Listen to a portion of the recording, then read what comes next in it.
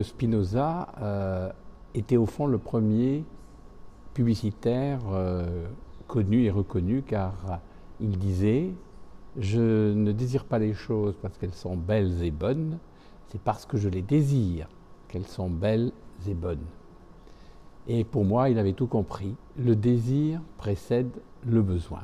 En effet, nous connaissons tous Maslow et la fameuse pyramide de Maslow, avec ses 5 critères de besoin, qui commencent par les critères physiologiques, le fait que les gens ont besoin de manger, boire, dormir, jusqu'à le besoin d'estime de soi, qui permet à tout un chacun d'espérer exister à ses propres yeux.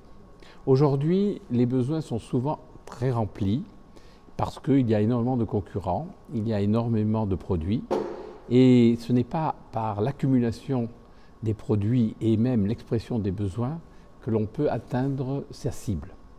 Mais par contre, il faut savoir se rendre désirable.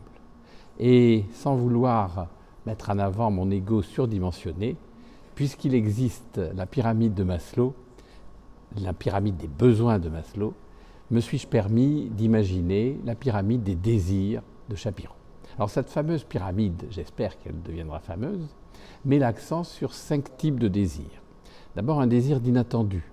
Vous ne pouvez aujourd'hui dans le monde digital être intéressant qu'à partir du moment où vous avez intéressé, surpris, étonné votre internaute. Quand vous l'avez surpris et qu'il ait bien voulu rester quelques instants sur votre site, il faut créer une émotion. Donc c'est le désir d'émotion. Et troisièmement, ce désir d'émotion doit mettre l'accent sur un désir de partage.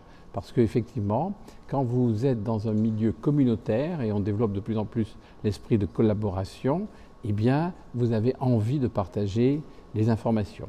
Pour 4e type de désir, créer le désir d'appartenance.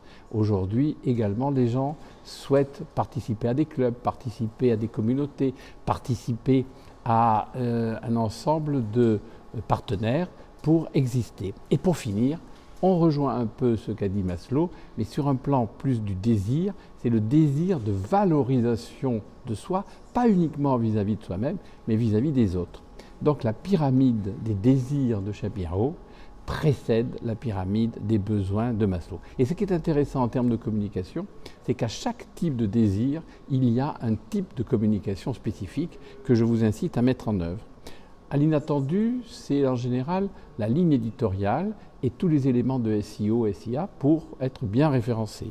À l'émotion, c'est toute la stratégie de ce qu'on appelle le brand content ou le contenu de marque pour justement créer cette attirance par l'émotion. Au désir de partage, tous les réseaux sociaux sont là pour que vous partagiez votre information. Au désir d'appartenance, à vous de créer des clubs, à vous de créer des communautés, pour enfin terminer par le désir de valorisation de soi vis-à-vis de soi-même comme vis-à-vis des autres. Et là, il faut créer autour de ses clients, par des témoignages, par des grands témoins, par la valorisation de tout l'écosystème de votre entreprise, l'art et la manière de mieux vous faire connaître, d'être visible et d'être attachant.